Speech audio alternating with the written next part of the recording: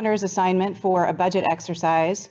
As you know, Governor Brown asked each department to prepare a budget exercise to address a potential $3 billion shortfall.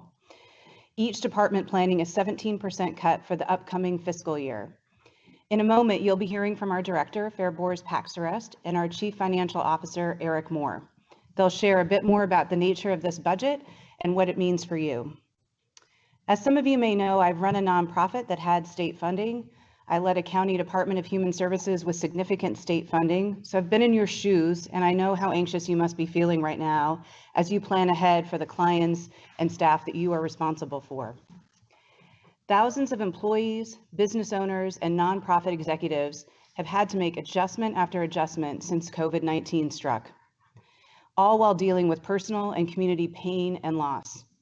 And we know communities of color, especially our African American community and Indigenous communities, have been particularly struck by this crisis. Yet the people we serve, our partners, you, our staff, are incredibly capable and resilient. We've seen that time and time again during this pandemic.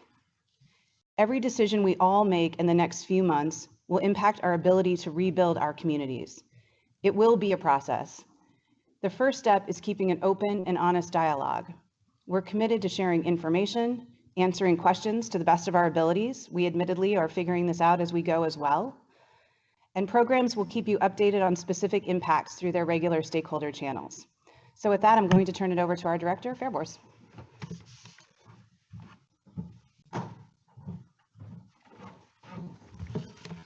Good morning, everyone, and thank you for joining us. And thank you, Liesl. I trust that many of you saw Governor Brown's news release yesterday morning in which she acknowledged the devastating impact of COVID-19 on Oregon's life and economy, anticipating an unprecedented projected shortfall, as Liesl just shared with you, $3 billion in this month's revenue forecast, committing to exploring all available options to weather this recession, directing state agencies to prepare a prioritized 17% reduction list for the coming fiscal year, which is July of 2020 to June of 2021, and acknowledging the need for additional federal funding and committing to work with Oregon's congressional delegation toward that goal. For DHS, this cut amounts to about $325 million in general fund. And it translates into a much larger reduction because, as you know, every general fund dollar in DHS is matched with 2 federal dollars.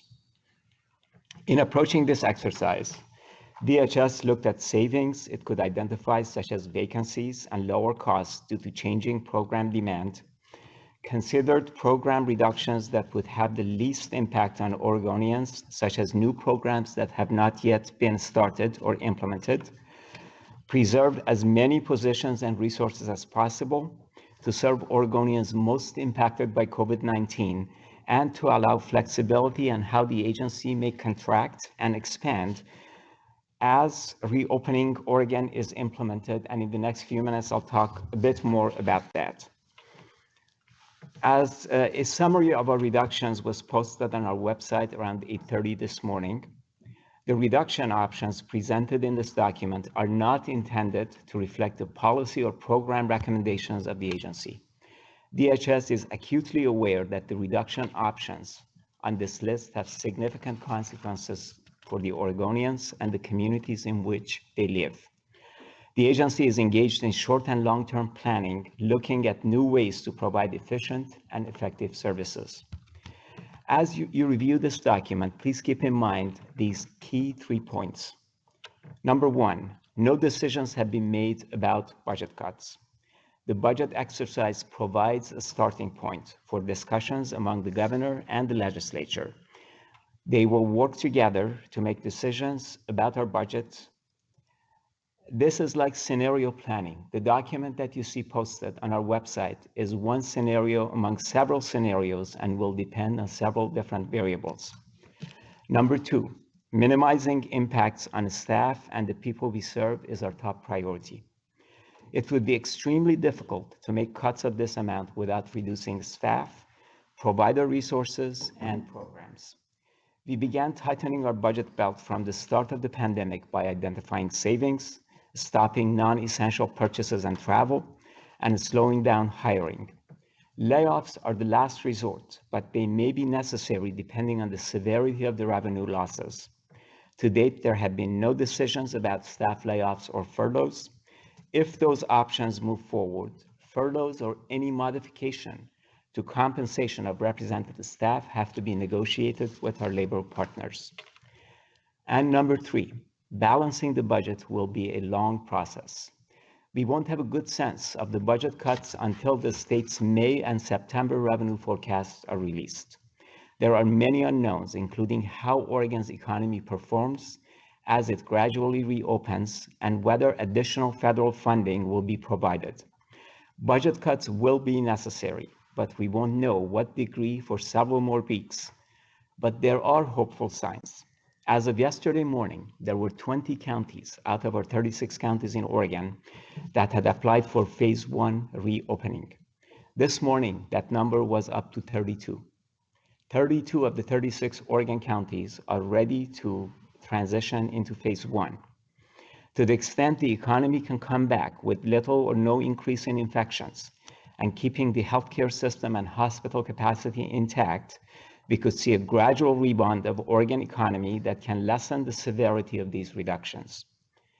Oregon has healthy reserve funds. According to Moody's, Oregon is one of the best positioned states in the country to weather this storm from a state budget perspective. Having said that, a cut of this magnitude would certainly have impact. The current scenario does not take into consideration current and future federal funds.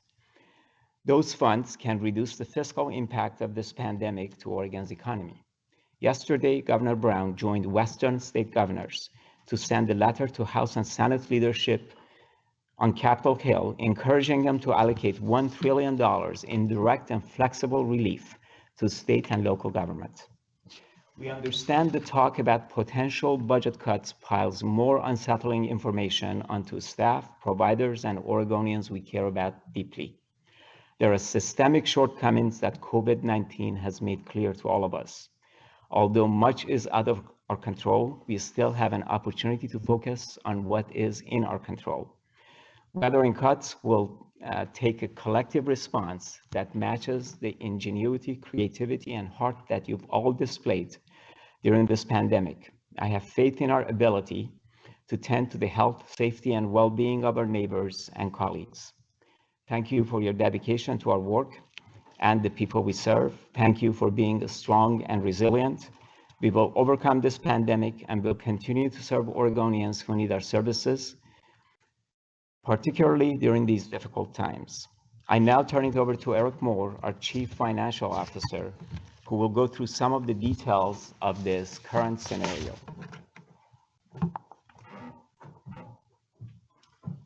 Good day, and thank you, Fair Board. So my name is Eric Moore. I'm the Chief Financial Officer for the Department of Human Services. And while the list is just out, and I know you'll have many questions at the detail level, this will be a pretty high-level overview of the list. So I want to first start out by saying that this is still an exercise at this point. No decisions have been made, as Fair Board's mentioned. And we will know more after specifically the May forecast, but then the September forecast after that will also have an impact on this biennium, whether that be positive or negative compared to the May forecast. You know, in approaching this exercise, the governor only has one option, and that is really to make an across-the-board cut to all agencies, quote, buckets of money or their appropriations. For DHS, we have 5 buckets of money. APD and IDD are 1 bucket of money. Child welfare is its own bucket. Self-sufficiency and VR. I'm missing one. Oh, central and shared services. And then we have a small appropriation for resettlement monies that was given at the last legislative session. So the governor can only make across-the-board reductions to these areas. The legislature, if the legislature does meet, they are able to make more targeted reductions that aren't limited to an across-the-board appropriation or bucket of money cut. So they can make more targeted investments and reductions. Our general philosophy is to do the least harm to the least amount of people. But for context, as Fariborz said, these are significant reductions on this list. For context, at the agency request budget time, we are required to put in a 10% reduction list for the entire biennium for the governor and the legislature to look at for the upcoming biennium. That's at a 24-month length of time that we have to propose those reductions. For context, the last 10% list that we put out was $340 million of general fund over a 24-month period. This is a $325 million reduction over a 12-month period, which is as significant or more significant than the 10% list that we normally put out. So there are some significant reductions on this list that will that are very difficult to see on the list. The list has on it officially 107 proposed layoffs. Again, layoffs are of last resort. Those are based on our projections, the way we would have to get there for central office, for example. But what you don't see directly in the document are impacts to other staffing levels. Other staffing levels, there are, in addition to the 107, if the entire list was taken, in addition to the 107 layoffs that DHS would have to most likely undertake, there would also be another 350 approximate vacancies that are going to be have to held open for the entire rest of the biennium in order to cover these reductions. In addition, in APD and IDD, we contract out our field staff and our field structure. So essentially, our staff is in the AAAs and the CDDPs and the brokerages. The reductions on the list, if all of them were taken, would be effectively the equivalent of 405 FTE being held vacant for the rest of this biennium. That's an estimate. That's not exactly how it would work out, but that's our best estimate at this time. And so, as you can see, when you look through the list goes very deep into many of our programs. It is not a list that we enjoy putting together. If there are comments about the list, we would enjoy hearing them. But at the level of reduction of this list, trying to do the least harm is very, very difficult. And with that, I will turn it back over to Liesl and take any questions that you have.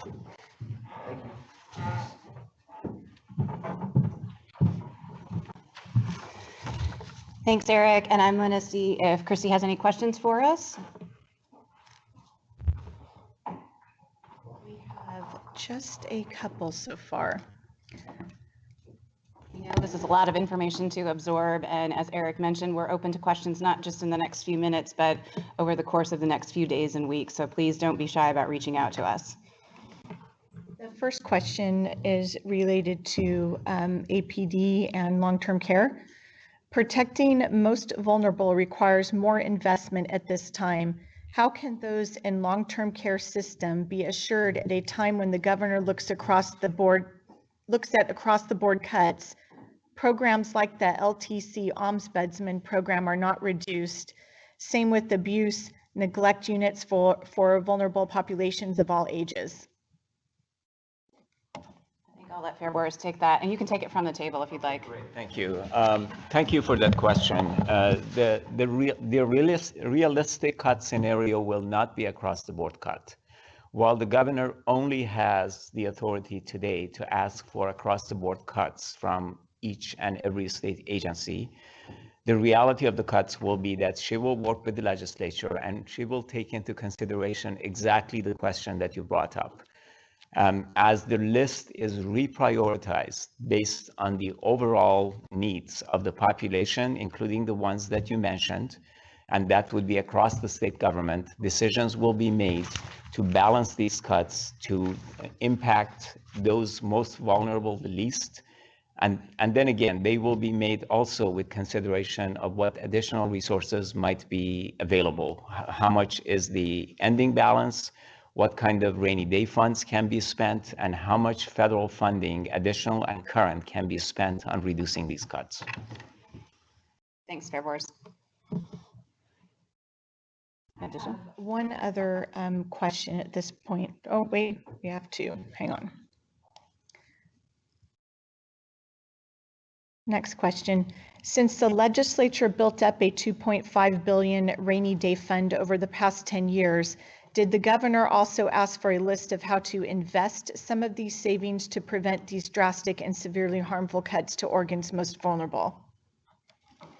All of those funds will be considered as the decisions are made to help Oregon navigate through this pandemic. The governor and the legislature will work together to determine how much reserve funds are needed in order to really look at the long-term impact of this pandemic. Some of the unknowns are, how will the Oregon economy come back? Will we have a resurgence in the virus? What will the September forecast look like? All of those things will go into making the decision about exactly how much money is invested and how we can spend those funds. And having said that, I also want to acknowledge the term investment, because even in the midst of reductions, there are areas that we can invest in order to improve outcomes. Thank you. Do you have another question there, Christy? Yes. Next question. Will those programs or positions that are part of a collectively bargained agreement also have to face cuts? Yes, the positions that have been put on the table for reductions are the majority of those are bargain positions and some are management positions. And again, please keep in mind that at this point in time, this is the very first step toward in the path of a process that may take some turns and will end up being shaped differently as we finally land on what the exact cuts must be. Oops. All right, we're going to keep going. Question. I'll give you an easy one after that. This is a follow-up to the question about the rainy day funds. At this point, has the governor asked only for cuts? At this point, the governor, generally, you may know that we go through these budget cut exercises several times at the beginning of every biennium. This is the only thing that the governor can do at the time. She can ask for, and again, we call it an exercise or a scenario. She can ask for a scenario that has equal cuts across all different appropriations. And Eric Moore talked about those appropriations within DHS. Again, this is the very first thing that the governor has done. The next thing that she'll do is she will review all of the documents that the state agencies have turned in. She will consult with the legislature. She's talking with our congressional delegation. She's talking to the leadership on Capitol Hill. And ultimately, the final decision is made with the totality of all the funds available and the most reasonable approach that can be taken to navigate us through this pandemic. Thank you. Any more questions, Christy? Yes. This one is related to child welfare. Is there coordination with Oregon Health Authority on proposed budget impacts for those situations where youth in foster care could be impacted by both DHS and Oregon Health Authority budget reductions? That's a great question, and those will be the next steps of these reductions as they take shape and become real. At this point, frankly, each agency had 2 weeks to propose these cuts, and again, they're across the board. And that does, especially that we are in the midst of this pandemic and everyone is so focused on additional duties that we all have, we have not yet had that collaboration. But again, we both know, DHS and OHA, that as we move forward, there are so many points of interconnections between the two agencies that will have to work together. And much of the funds that come from the federal government, the Medicaid funds, are spent in both agencies and they impact us both, not exactly equally, but equally severely. Next question is related to developmental disability services. Adult DD foster care, we're supposed to get the bargain 7.15%. What is happening with that? That's a great question, and I don't have a good answer for that. What I can tell you is that as part of coming up with the cuts that the state has to endure, some of the bargained or negotiated increased costs may have to be renegotiated. And I want to emphasize that term, renegotiated, because if you've already bargained something, we cannot just turn that around. At the same time, we all have to be realistic about the situation that we're facing. In the term of the DD program, Lilia Tenenty, our Director of DD Services, Developmental Disability Services, has been in contact with all of our providers, and she will continue to maintain that contact so that when we move forward and ultimately make these reductions final, we take all of your input into consideration and will move forward in a way that works for all of us. This is another clarifying question. The question is, please clarify, is the governor only able to cut across the board without engaging the legislature? I am unclear about whether she will act unilaterally, as is her prerogative, or move to a special session. The only thing that the governor can do based on Oregon's law is to ask for across-the-board cuts. That does not mean, and by no means will the governor move forward on her own unilaterally to make these cuts. She's been around for many years. She knows how the system works, and she has a deep interest in keeping the most vulnerable Oregonians safe and healthy. So she will be very mindful as she moves forward on this path. She will consult the legislature. And again, as I said before, she will take into consideration all revenue available. And something that really is unknown and is in front of us is, again, I shared the hopeful news with you that 32 of 36 Oregon counties have applications in, and many of those counties could open as early as this Friday. We could see tax revenue coming into state coffers again, but it all depends how this scenario unfolds, how successful counties can be in testing and contact tracing and making sure that every one of us follow the public health guidance around making sure that we do all that we can to stop the spread of this virus. Okay, next question, it's a general question. Will you be willing to exempt Oregon administrative rule-driven costs to providers like independent audit to be eliminated in our cost-cutting measures?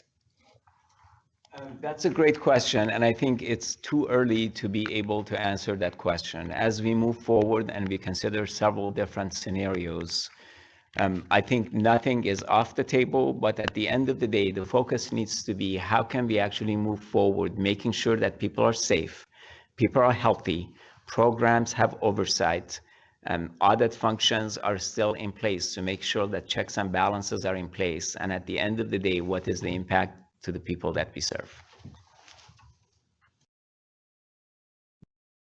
Here's another general question. Cuts to federally matched programs hit services and vulnerable populations very hard due to the loss of federal funds. Will federally funded programs be prioritized?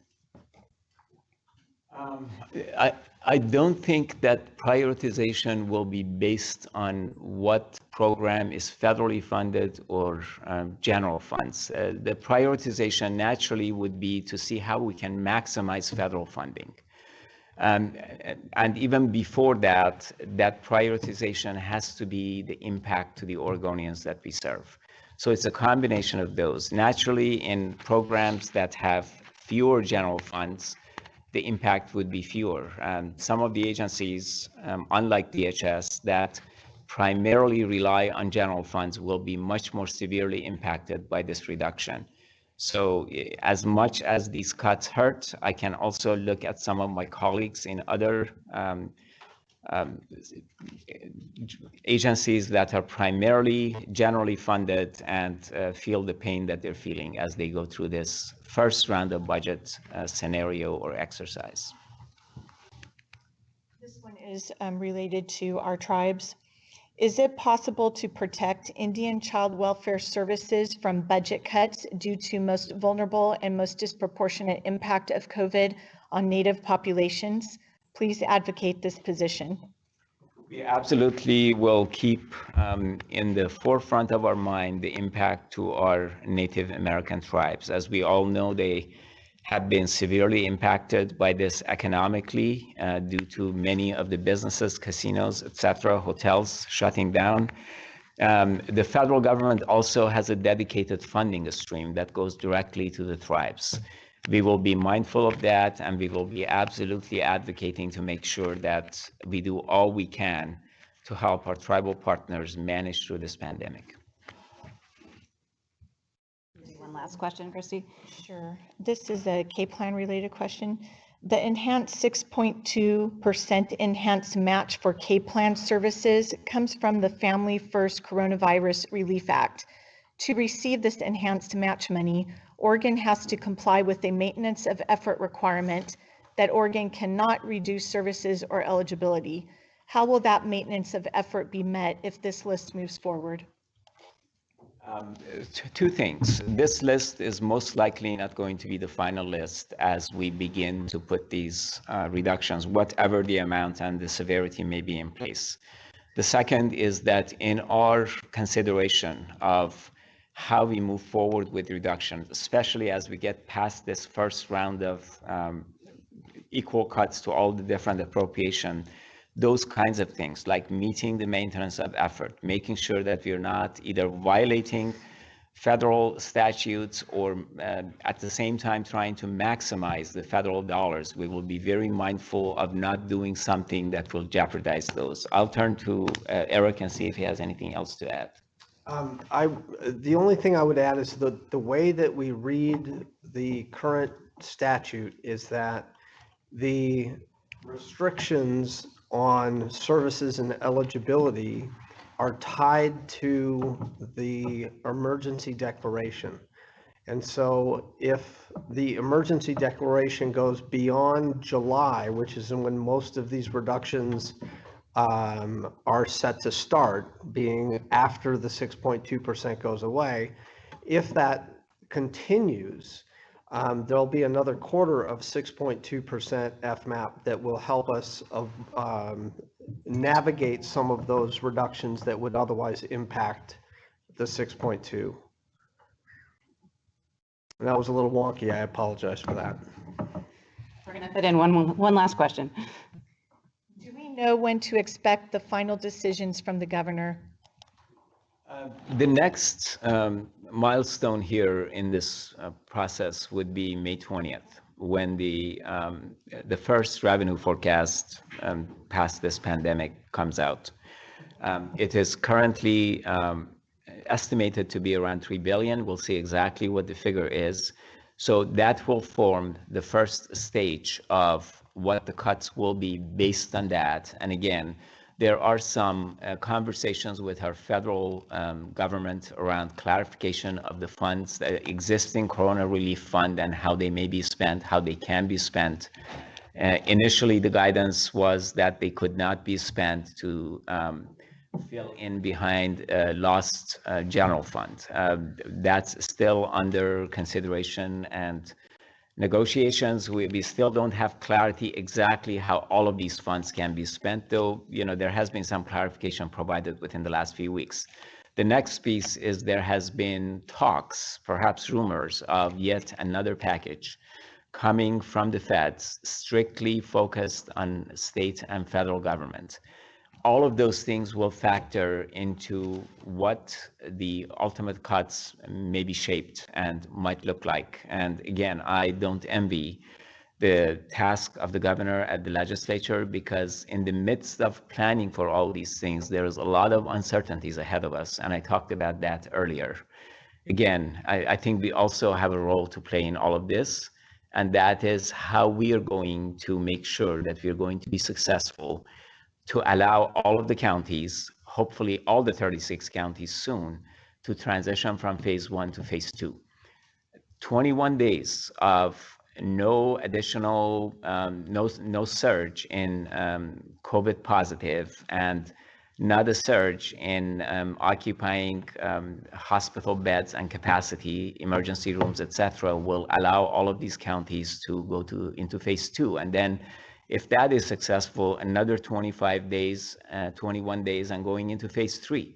That's a hopeful scenario. But again, all of us can help make that happen by the way that we interact with each other, by the way that we show up, by the way that we follow the public health guidance.